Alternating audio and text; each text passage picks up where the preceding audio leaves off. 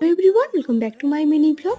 আজ হলো সানডে আর আজকের দিনটা সবাই কেমন কিভাবে কাটাচ্ছ অবশ্যই কিন্তু কমেন্টে জানাতে কেউ ভুলো না।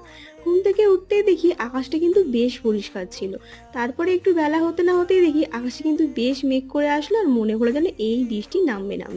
তো আজ যেহেতু ছিল সানডে তাই কিন্তু আজকে আমি সব ঘরের জিনিসপত্র ক্লিন করি, তো সেটাই করছিলাম। আর এদিকে বিছানাটাও কিন্তু গুছিয়ে নিলাম, যদিও এই কাজটা কিন্তু তোমাদের দাদাভাই প্রতিদিন করে থাকে। যেহেতু আজকেও ঘুম থেকে তাড়াতাড়ি উঠেছে তাই এই কাজগুলো এখন আমিই করলাম। আর তারপরে বাবা আজকে ছাদে কাটছিল হচ্ছে দেশি মুরগি, তো সেটা কেটে তোমাদের দাদাভাই আমাকে দেখালো, সেটাই তোমাদের সাথে শেয়ার করে দিলাম।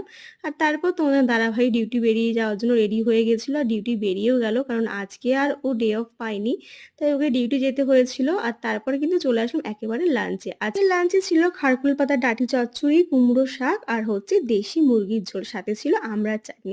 তো সেটা দিয়ে লাঞ্চটা কমপ্লিট করলাম আর তারপর বিকেলে চলে এসেছিলাম